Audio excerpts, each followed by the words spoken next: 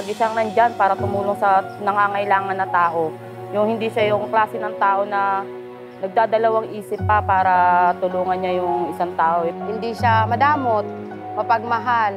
Kaya dapat po talaga siyang pasalamatan. Hindi siya negosyante, lalong hindi rin milyonaryo. Pero mula pa noong 2014, buwan-buwan, si Charmy Oteiza ay libreng nagpapakain sa Laguna. Kaya ngayon, siya naman ang ating susurpresahin. Hi, Ma'am Charmy. Marami ka ng batang napakain. Bakit naniyak na agad ako? Ngayon, bilang pasasalamat, gusto naming maibalik ang kabutihan mo sa pamamagitan ng isang simpleng salo-salo na ito.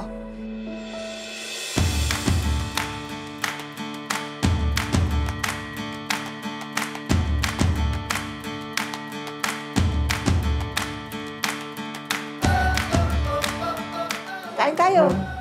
Kain tayo. Wow.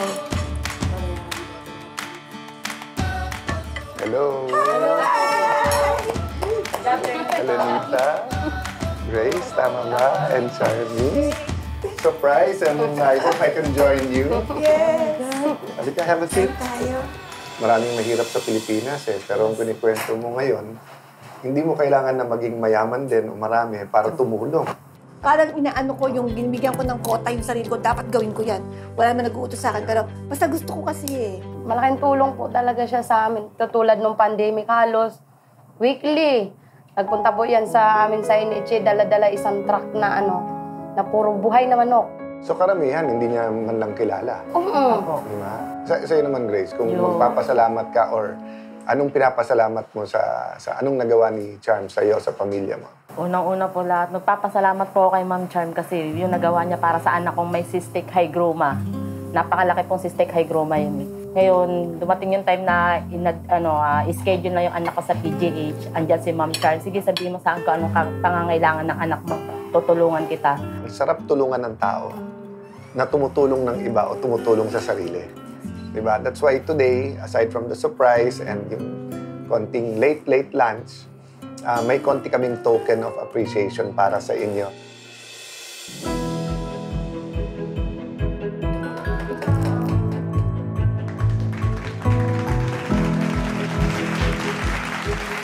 Welcome to the show. Sabi sa'yo, maraming surprises kami show. Ang dating nito ngayon ay, if Nanay Charmy can do it, why can't we? Yeah. Pero boy, nabasa ko yung nasa isip mo. Alam mo bakit? Hindi ko sinabi sa kanya na ang Cayetano in Action with Boy Abunda wants to partner with you, hopefully to partnering with organizations like yours, kahit nasabihin mo very informal, yung bayanihan spirit, diba? Yung love your neighbor spirit ay talagang lumaganap sa ating bansa. Sa excitement mo, excited din, nakalimutan ko ang hawak ko. Para sa iyo to, na 10,000 pesos sa inyong mga friends.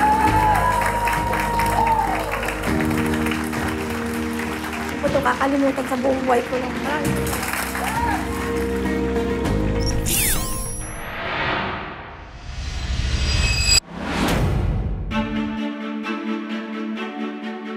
Sa Makati Elementary School, Calauan, Laguna, opisyal nang nagsimula ang partnership ng CIA with BA kay Miss Charmy. Isa ito sa mga lugar na malapit sa kanyang puso. Kaya naman, bayanihan ang lahat mula sa pagre-repack ng mga pagkain para sa mga bata. Bukod sa paboritong spaghetti at fried chicken, meron ding pa-games. At iba't ibang papremyo na enjoy ang mga bata. Sa pagtatapos ng feeding program, naghanda ng isang dance number ang mga bata bilang pasasalamat. Isa lang ito sa mga outreach programs na susuportahan ng programa. Salamat, Charmy!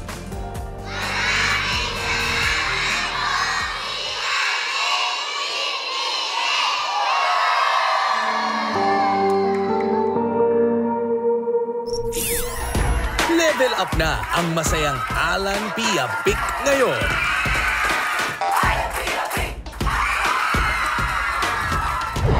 Bukod sa may giveaways mula sa JC Premier, Show My King at Tok Tok. Kuya Boy, hindi lang yung mananalo ang may regalo ha. Because we're more than a talk show, nagbigay ng mga regalo ang Tok Tok. Kaya ginigising muna natin sila sa regalo ng Tok Tok para pantanggal ng Antok Tok. Ang first runner-up may chance na ring manalo ng cash prize. Kakaiba ka maglaro. Nakita ko rin siya eh. Sample nga tayong dalawa. O dito ka maglalaro muna.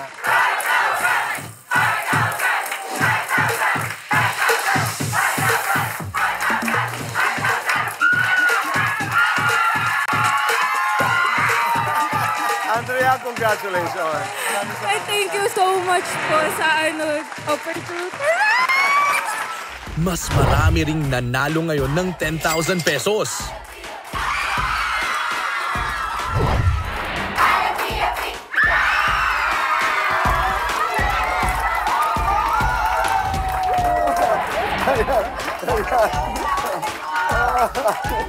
Alan Piapir, go.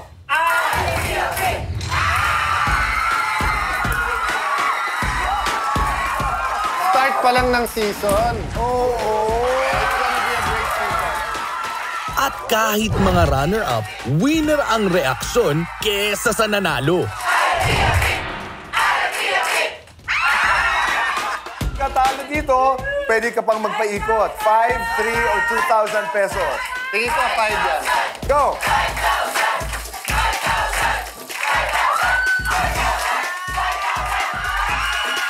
Meron ding sa sobrang saya, dinaan sa tawa ang nerbiyos. Congratulations. Anong nais mong sabihin? Maraming salamat po sa opportunity that you have us here. Sorry, dear.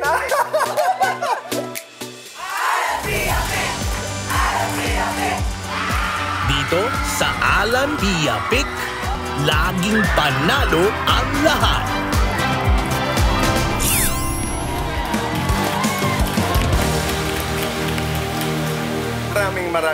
Maraming salamat. Thank you.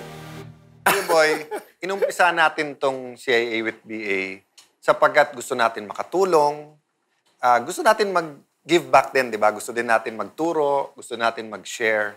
Pero alam mo, the more that magturo tayo sa audience natin, sa guest natin, the more na tayo ang natuturuan.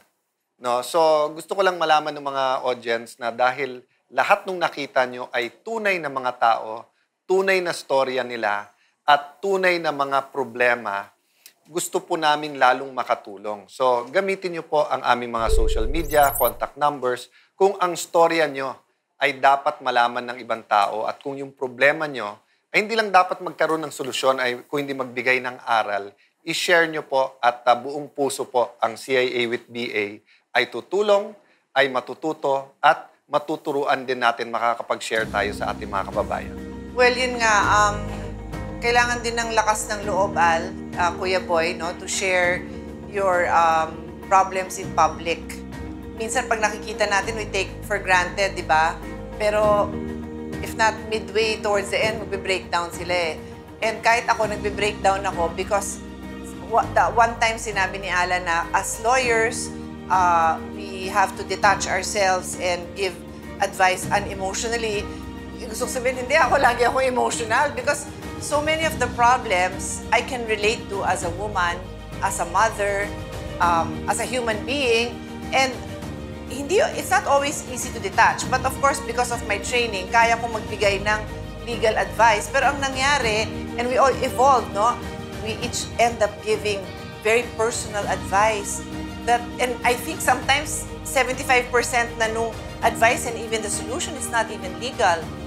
But that's what humanizes our show, I think. And I hope, I think people see that. And kung yun naman naitutulong din naman natin, of course, hindi mawawala yung legal component. But yeah, we're happy to be here and we hope we can continue to serve you well. Give us feedback, let us know. And don't be shy. You don't even have to reveal your whole name. May pumupunta nga dito naka-mask. It's okay. At saka pagkakatapos ng palabas, it doesn't end when we say goodbye. Kasi baon-baon natin yung mga kwento eh, di ba? Apektado ka, nababago yung iyong pananaw. So it humbles us in many ways.